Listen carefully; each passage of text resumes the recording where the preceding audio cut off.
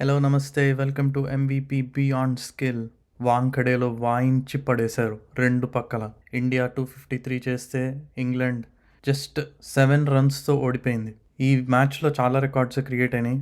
నేను మరీ ముఖ్యంగా మూడిటి గురించి హైలైట్ చేద్దాం అనుకుంటున్నాను. ఒకటి, India became the first team to score 250+ totals in the same tournament. And ఓవరాల్గా కూడా వరల్డ్ కప్ హిస్టరీలో India is the only country that has scored 250+ totals.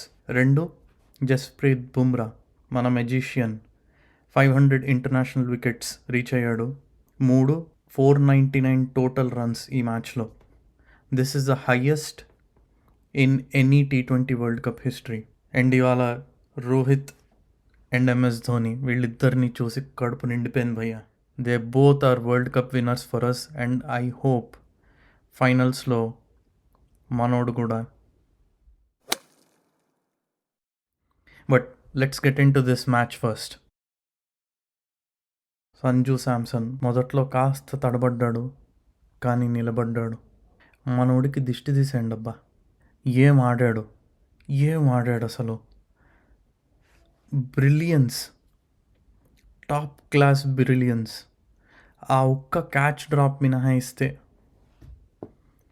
అసలు his innings was picture perfect. Abhishek Sharma గురించి ఎంత తక్కువ మాట్లాడుకుంటే అంత మంచిది. బట్ సంజు శాంసన్ మళ్ళీ ఆ యాంకర్ రోల్ ప్లే చేస్తూనే గేమ్లో చాలా వరకు ఉన్నాడు. He scored 89 runs.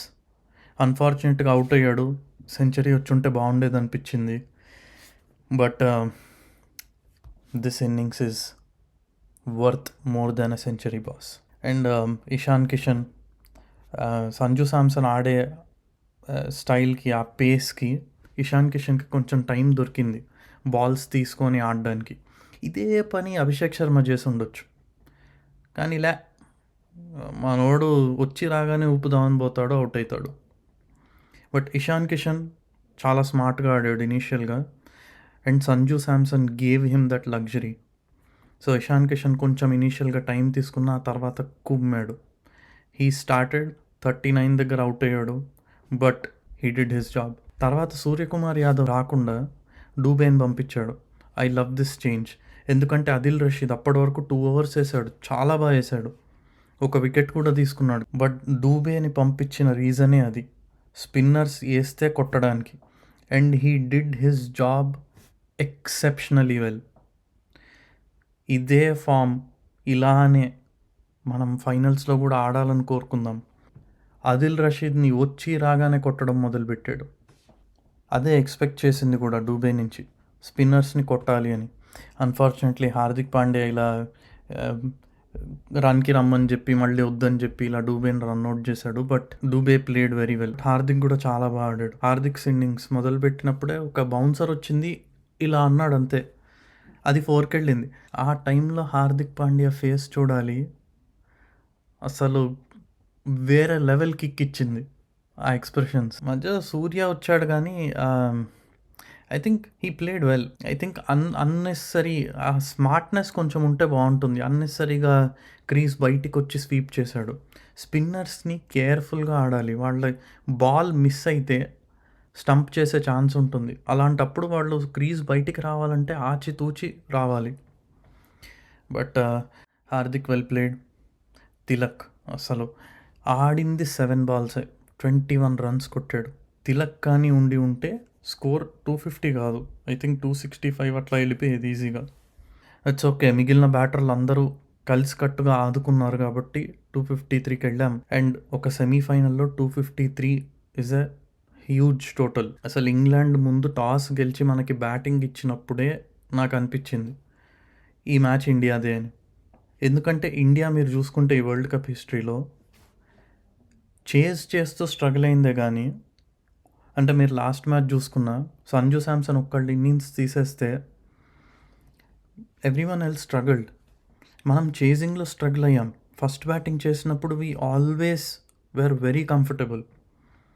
సో మనకి ఫస్ట్ బ్యాటింగ్ ఇచ్చారు, మనం కంఫర్టబుల్గా 250 దాటేసాము, గెలిచాము. But not with a tough fight from England.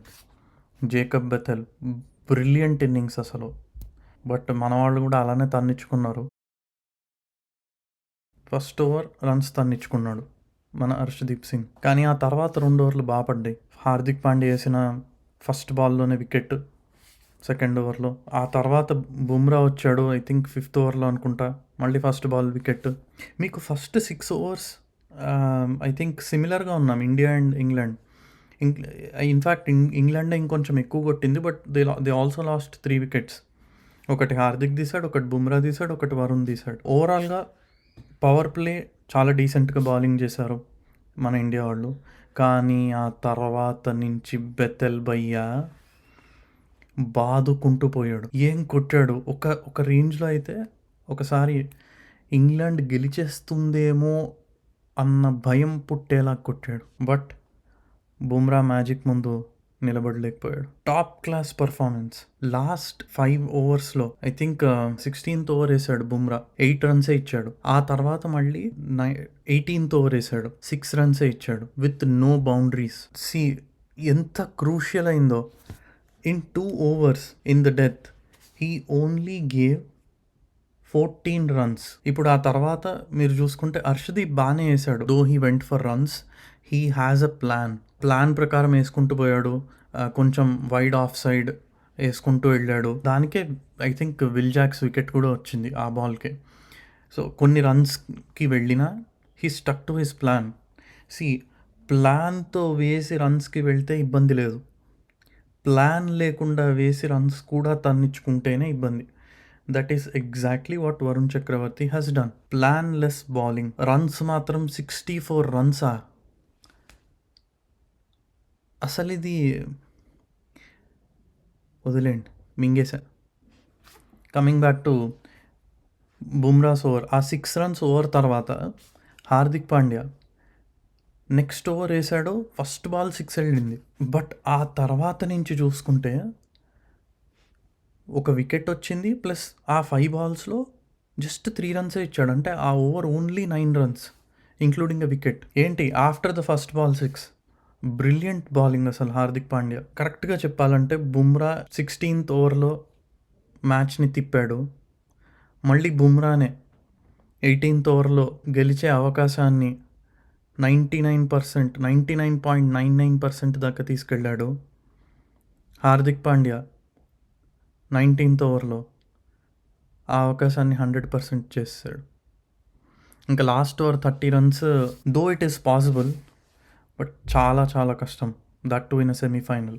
But ఆ తర్వాత హార్దిక్ పాండ్యా 20th ఓవర్లో కూడా first ball great presence of mind.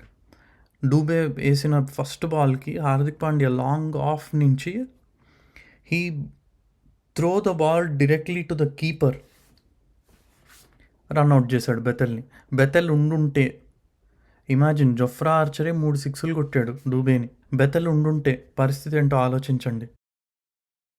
Match turning points గురించి మాట్లాడితే అందరూ బ్యాటింగ్ బాగా చేశాము దానివల్లే గెలిచామంటారు, లేదా బుమ్రా బౌలింగ్ బాగా వేసాడు దానివల్లే గెలిచామనుకుంటారు. కానీ నన్ను అడిగితే ఎస్ అవన్నీ ఉన్నాయి, కాదనట్లేదు. బట్ మేజర్గా 2 key points. నేను ప్రివ్యూలో చెప్పినట్టు డాట్ బాల్స్ కానీ ఇండియా తగ్గించగలిగితే ప్రెషర్లెస్ బ్యాటింగ్ ఆడగలుగుతారు. India played 33 dot balls, England played 34 dot balls. ఆ ఒక్క ఎక్స్ట్రా డాట్ బాల్ ఇంగ్లాండ్కి కాస్ట్ చేసింది.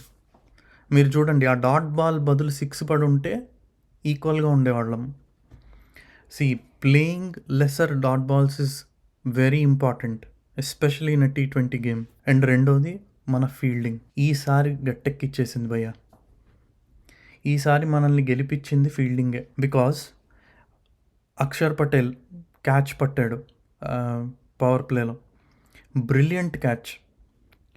ఆ క్యాచ్ నుంచి మన దశ తిరిగిపోయింది. అంటే everyone was pumped up after that catch. ఫీల్డింగ్లో మీరు చూసుకుంటే India's fielding today was top notch, because that catch gave India confidence and enough motivation to field well and win the game for the country.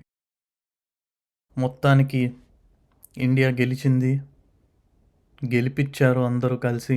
Every one contributed. From the team. Every single person except Abhishek Sharma ఏం చేసా కూడా తెలియదు నాకు అసలు ఆ టీంలో. అభిషేక్ శర్మ తప్ప అందరూ కాంట్రిబ్యూట్ చేశారు ఏదో రకంగా. Even Varun Chakravarthy did contribute with that wicket, Harry Brook wicket. So India through to the finals. న్యూజిలాండ్తో కొంచెం కష్టమే గెలవడం, కాకపోతే India has a good chance. But దాని గురించి మనం ఫైనల్స్కి ముందు వచ్చే ప్రివ్యూలో మాట్లాడుకుందాం. బట్ అంతవరకు keep sending your prayers to team India.